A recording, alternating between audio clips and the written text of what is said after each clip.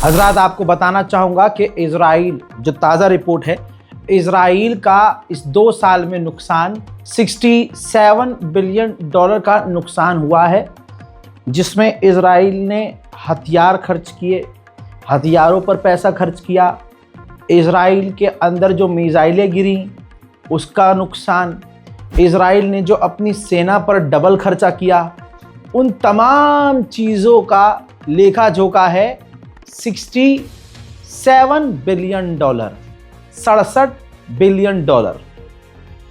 इधर आ जाइए कि 2 साल में भाई गाज़ा का कितना नुकसान हुआ। 2 साल में गज़ा का नुकसान लगभग 70 बिलियन डॉलर हुआ है, यानी लगभग बराबर नुकसान हुआ है। तो जिस तरह से इजराइल अपनी जीत का ऐलान कर रहा है वो फर्जी है, क्योंकि उसको पैसे का नुकसान डायरेक्ट हुआ है। उसने हथियारों पर खर्च किया, हथियार तो फट गए, ख़त्म हो गया। गाज़ा का जितना नुकसान हुआ लगभग वैसा ही नुकसान इजराइल का हुआ। ये बात अलग है कि गाज़ा को बनाने में अब बहुत ज़्यादा खर्चा होना है और सालों लगने हैं। बात ऐसे ही इजराइल की है। इजराइल को भी अपने उन तमाम हथियार तक, जितने हथियार उसके पास थे, ख़रीदने में, क्योंकि वो फ्री में नहीं लेता है, इजराइल को हथियार कहीं से फ्री में नहीं खरीदता है, तो उसको भी अच्छा खासा पैसा खर्च करना पड़ेगा उसी ताकत में वापस आने के लिए। फिर उसके बाद जो इजराइल का सबसे बड़ा नुकसान है वो उसकी इमेज का है। इमेज पूरी दुनिया में, ट्रंप ये खुद कह चुके हैं, इसके अलावा दुनिया की तमाम रिपोर्ट्स कह चुकी हैं, इजराइल की सरकार खुद कह चुकी है कि हमारी इमेज को सीधा डैमेज पहुंचा है, जिसको कवर करने के लिए अब मीडिया, सोशल मीडिया और एआई की कंपनियों को खरीद रहा है इजराइल, और ख़रीदने के लिए भी पैसा लगता है। तो यानी इजराइल जो जीत का ऐलान कर रहा है, असल में वो फर्जी है। पूरी दुनिया में इजराइल बदनाम हो गया है। एक बार फिर से जो मामला फिलहाल गरमाया था, उस पर सफाई ट्रंप ने आगे आकर खुद दी है। व्हाइट हाउस में बैठकर नेतन्याहू पर टिप्पणी की है डोनाल्ड ट्रंप ने। डोनाल्ड ट्रंप ने कहा कि इजराइल वेस्ट बैंक पर कब्जा नहीं करेगा। सुन लीजिए।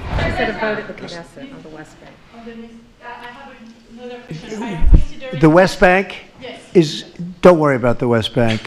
Israel's not going to do anything with the West Bank, okay? Don't worry about it. Is that your question? They're not going to do anything with the West Bank. Don't worry about it.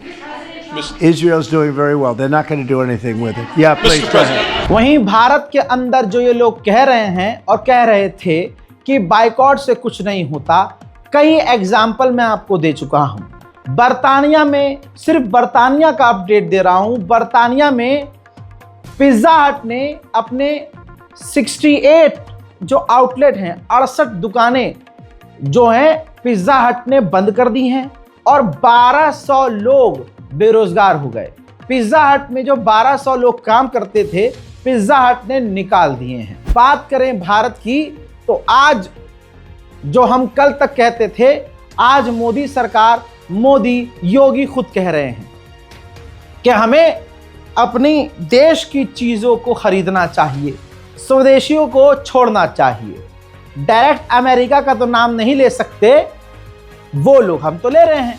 हम शुरुआत से कहते आ रहे हैं कि America और Israel के products को खरीदना बंद करना चाहिए, लेकिन एक समाज इतना जला कुटा है मुसलमानों से, इतना किलसा हुआ है कि अगर मान लीजिए हम सही भी बात कहते हैं, मुसलमान सही भी बात कहता है और उन्हें पता होता है कि ये मुसलमान सही कह रहे हैं, लेकिन हमारे विरोध में, हमारी नफरत में वो सही बात को भी कबूल करने से कतराते हैं। और आज इनडायरेक्ट वे में भारत के नेता बार बार कह रहे हैं कि विदेशी प्रोडक्ट, यानी अमेरिका भी तो विदेश में आता है, वो कौन सा लखनऊ में आता है, तो विदेशी प्रोडक्ट्स का बाइकआउट करना चाहिए। चलिए, देर आए दुरुस्त आए। उधर एक और मामला गरमाया हुआ है। इससे पहले के अपडेट में मैंने आपको बताया था, लेकिन ताज़ा अपडेट एक और आया है। वो मामला ये है कि इजराइल के फाइनेंस मिनिस्टर ने जिस तरह से सऊदी अरब को बेइज्जत किया, ये कहकर कि सऊदी अरब को ऊंट चराने दीजिए, रेगिस्तान में हम तरक्की करेंगे। हालांकि कुछ ही मिनट के अंदर इजरायली फाइनेंस मिनिस्टर को भीख में माफी मांगनी पड़ी। इसके बाद यह मामला फिर भी शांत नहीं हुआ।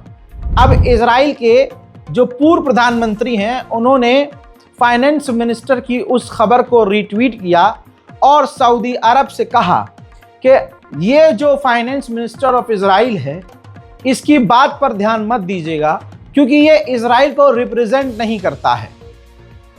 जो भी इसने बोला है ये गलत बोला है, माफी मांगनी चाहिए। और सऊदी अरब को ये समझना चाहिए कि इस वक्त पीस का टाइम है, शांति का टाइम है, हमें फिलहाल रंजिशों को खत्म करके आगे बढ़ना चाहिए। यानी माफियां इसलिए मांगी जा रही हैं, ये भी आपको क्लियर कर दूं, और फाइनेंस मिनिस्टर ऑफ इजराइल को माफी मंगवाने के लिए इसलिए प्रेशर किया गया है हजरात, क्योंकि अभी इजराइल और अमेरिका का फोकस ये है कि पहले अब्राहम अकॉर्ड में सऊदी अरब शामिल हो जाए और इजराइल से हाथ मिला ले।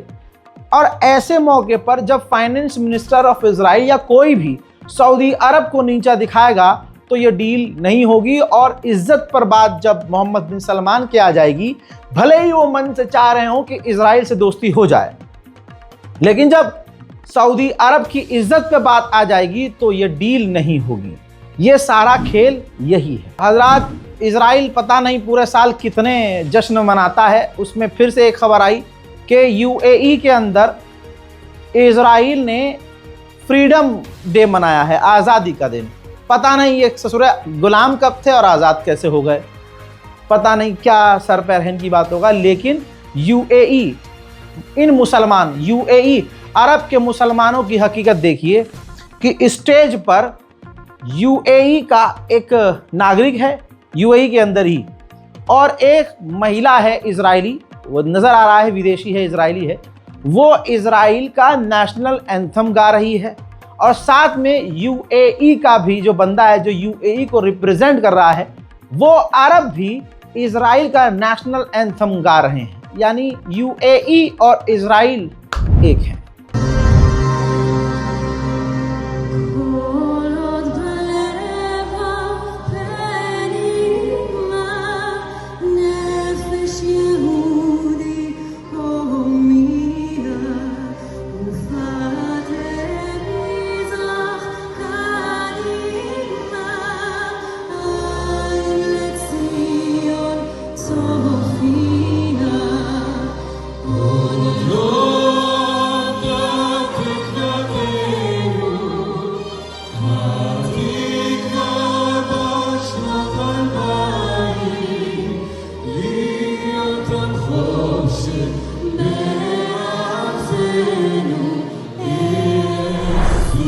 एक तरफ ये चल रहा है, दूसरी तरफ यूएई ने नाराजगी जताई है और वार्निंग दी है कि इजराइल वेस्ट बैंक पर जो कब्जा करने की बातें कर रहा है वो हमारे लिए रेड लाइन है। वहीं आपको पता है कि नेतन्याहू का हाल ऐसा है, कभी भी उसे झोला उठाकर चलना पड़ सकता है।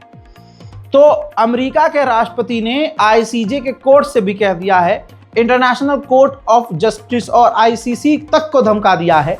और अब उनके बचाव में प्रधानमंत्री नेतन्याहू के बचाव में उनकी धर्मपत्नी आ गई हैं। सोर्स यह है, इजरायली मीडिया के अंदर यह बात आ गई है कि जो इजराइल के मिनिस्टर्स हैं, चाहे पक्ष के हों चाहे विपक्ष के, नेतन्याहू की पत्नी अपने पति की सिफारिश कर रही हैं और कह रही हैं कि इजराइल के प्रधानमंत्री मेरे पति को जितने भी चार्जेस हैं उनसे आज़ाद कर दिया जाए।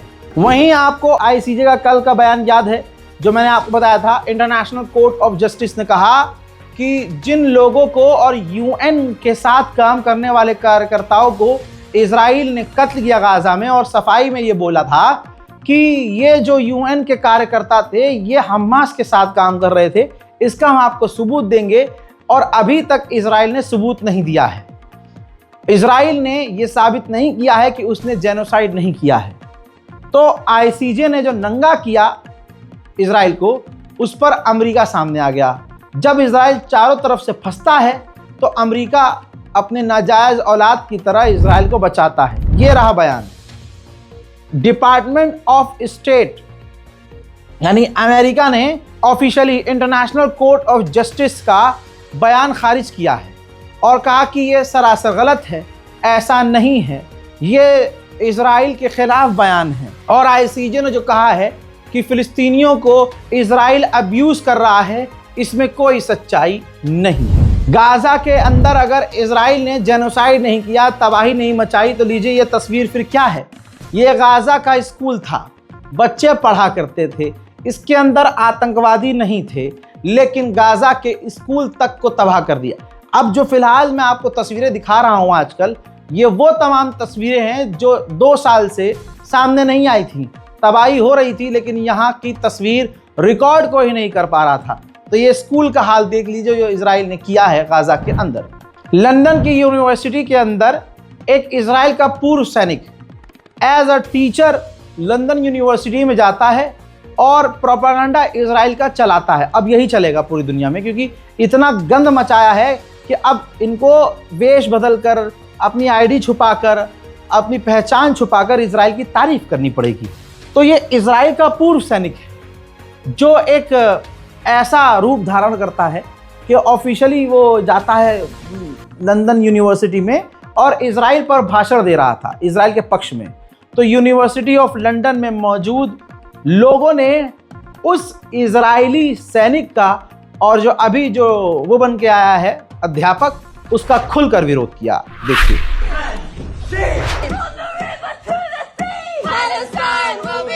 stabbed in the 1982 war against Lebanon. He's killed innocent people. He helped in the massacre of Sabra and Shatila. This is not someone to learn from. This is someone to be tried at The Hague. You should all, as conscious students, walk out because this professor his hand is stained off of genocide. His hand is stained of blood. As conscious students, we cannot learn from IDF veterans that kill our brothers and sisters in Palestine every single day. This man has blood in his hand. Free, free Palestine! Free, free Palestine! अब इस तस्वीर से साफ हो गया है कि Israel कुछ भी कर ले, उसकी इमेज अब साफ होने वाली नहीं है। वहीं एक बड़ा अपडेट यह है कि इजिप्ट के अंदर हमास की डेलीगेशन पहुंच चुकी है। अब बात किस मुद्दे पर हो रही है, वो बड़ी बात है। हमास इस मुद्दे पर बात करने गया है कि हम हथियार डालने को तैयार हैं। कहा जा रहा है कि हमास कंफर्म करेगा कि जो वादा इजराइल ने किया है वो उस वादे पर रहेगा, सीज फायर नहीं तोड़ेगा। और अभी आगे देखेंगे कि और क्या बातें निकल के आती है। बहरहाल ये बड़ी डेवलपमेंट है कि हमास हथियार डालने के लिए, बात करने के लिए इजिप्ट में मौजूद है। उधर इजिप्ट ने एक पॉइंट पर आकर दिल जीत लिया है। इजिप्ट भारी मात्रा में लिक्विफाइड नेचुरल गैस और तेल इजराइल से लेता था। इतिहास में पहली बार इतने लो लेवल पर जा चुका है आयात यानी इंपोर्ट कि इजिप्ट ना के बराबर गैस और तेल इजराइल से ले रहा है। आपको गाजा के अंदर अमेरिका की वो तंजीम याद होगी जिसका नाम GHF है, जो अमेरिका के द्वारा गाजा के अंदर मदद बांटने का ढोंग कर रही थी, लेकिन फिलिस्तीनियों को मरवा रही थी। जैसे यहाँ चारा रख दिया कि भाई हम खाना बांट रहे हैं, और जब भूखे आते थे तो इजराइल की सेना उन पर गोलियां चलाती थी। रिकॉर्ड और आंकड़े के मुताबिक 2000 फिलिस्तीनियों की मौत की जिम्मेदार यही अमेरिकी तंजीम है। इसको सजा देने के बजाय अब अमेरिका खेल खेल रहा है कि इस तंजीम को रिप्लेस कर देगा UAE या किसी और अरब देश की तंजीम के साथ। यानी बजाय उनको सजा देने के, उनको लूप से ही गायब करने की तैयारी में है और उनकी जगह कोई अरब देश की संस्था को वहां तैनात कर देगा कि हाँ आप गाजा में मदद बांटिए। सवाल ये है, अकाउंटेबिलिटी तो होनी चाहिए। 2000 लोग जो इसने मारे, ये भी तो एक जाल साबित हुआ। पूरी दुनिया बड़े लेवल पर कह रही थी कि अमेरिका की ये संगठन गाजा के अंदर नरसंहार कर रही है, ये इनका जाल है। और अब जब सारी दुनिया जाग चुकी, देख रही है कि हाँ ये इजराइल और अमेरिका ने गाजा में बुरा हाल किया है और इनके कई हथियार थे, एक जाल इनका ये भी था जो गाजा के अंदर मदद बांट रही थी। इन्होंने 2000 लोग मारे। प्रेशर बनने लगा तो इजराइल ने प्लान कर लिया कि इनको चुपके से हटाकर अरब देश के ही किसी तंजीम को वहां तैनात कर दिया जाए मदद के लिए। लोग तो क्या है भाई, लोग तो भूल ही जाएंगे। लाखों फिलिस्तीनियों को मार दिया, किसी ने कुछ कहा? ये है अमेरिका। चाइना ने भी ऑफिशियली ऐलान करके साफ फिलिस्तीन का साथ दिया और कहा फिलिस्तीनियों के साथ जुल्म हो रहा है, हम 2 स्टेट सॉल्यूशन का सपोर्ट करते हैं और उनको इंसाफ मिलना चाहिए। Jay gave an advisory opinion on humanitarian assistance to the Palestinian people. It made clear that Israel is under obligations to work with the UN and other agencies to ensure the provision of humanitarian assistance to the population in the occupied Palestinian territory. It is a response to the concerns and expectations of the international community. As a responsible major country, China actively participated in the hearing process, submitted its written statement to part in the public hearings and give a full account of China's position on major issues related to international law. These positions have been fully reflected in the opinion document. We will continue to play a constructive role in affairs related to international law and take concrete actions to uphold international fairness and justice and promote. एक तरफ Trump कह रहा है कि हम West Bank पर कब्जा होने नहीं देंगे। हकीकत यह है कि ये ऑफिशियली बोल रहे हैं कि कब्जा होने नहीं देंगे, लेकिन इजराइल पीछे से वो कर रहा है और अमेरिका उन तमाम चीज़ों को इग्नोर कर रहा है। क्या अमेरिका की CIA और इंटेलिजेंस को ये पता नहीं है कि गाज़ा के वेस्ट बैंक में इजरायली रोज़ ये काम कर रहे हैं? अब मामला ये है कि इजराइल और अमेरिका ऐलान करके नहीं करेंगे। इजराइल को अमेरिका ने कह दिया होगा, देखो तुम्हें जो करना है करो। ये मेरा अनुमान है कि जो तुम्हें करना है करो, ऐलान करके मत करो। इसीलिए ये देखिए, जहां बात हो रही है कि हम वेस्ट बैंक पर कब्जा नहीं करने देंगे, अमेरिका कह रहा है, ये देखिए वेस्ट बैंक में फिलिस्तीनियों के घरों को दिन दहाड़े आग के हवाले कर दिया गया है। इसी तरह से ये देखिए, वेस्ट बैंक में एक छोटे से बच्चे को इजराइल की मिलिट्री ने गिरफ्तार कर लिया है। सिर्फ यही नहीं, वहां जो फिलिस्तीन में वेस्ट बैंक में जो लोग रहते हैं, उनका काम 90% खेतीबाड़ी पर है। सारा खेतीबाड़ी का काम है। अब जब वो फसल काटने के लिए फिलिस्तीनी अपने खेतों की तरफ जा रहे हैं, तो इजराइल की सेना इजराइल के जो सेटलर्स हैं उनको उन्हीं के खेतों में जाने से रोक रहे हैं। फिलिस्तीन के ऐसे हजारों लोग हैं जिनके पास अमेरिका की भी नागरिकता है। ये एक छोटा सा बच्चा आपकी स्क्रीन पर मासूम सा नजर आ रहा है। ये भी बच्चा पिछले 8 महीने से इजराइल की जेल में है, क्योंकि ये फिलिस्तीनी है। इजराइल ने इसे गिरफ्तार कर लिया था और खबर यह है कि जेल में इसे टॉर्चर किया जा रहा है। अब लेटर आपके सामने मैं लगा रहा हूं, ये देखिए। 27 से 28 डेमोक्रेटिक पार्टी के नेताओं ने अमेरिकी गवर्नमेंट से लिखित में मांग की है कि उस अमेरिकी फिलिस्तीनी बच्चे को इजराइल की जेल से रिहा करवाओ। वहीं इजराइल का कहना यह है कि हमास वापस गाजा में कंट्रोल पा रहा है। मोहतरम हजरात, अभी तक के अपडेट में फिलहाल के लिए इतना ही। इस बारकोड का अकाउंट डिटेल का इस्तेमाल कीजिए ताकि हम गाजा और फिलिस्तीन की मदद इसी तरह से करते रहें। रिपोर्ट में अपनी राय जो है कमेंट सेक्शन में ज़रूर लिखिएगा। अगर आप हमारे चैनल पर नए हैं तो हाथ जोड़कर गुजारिश है कि चैनल को सब्सक्राइब ज़रूर कीजिएगा। मैं हूं रज़ा और आप देख रहे थे रज़ा ग्राफी अनस्क्रिप्टेड। जय हिंद।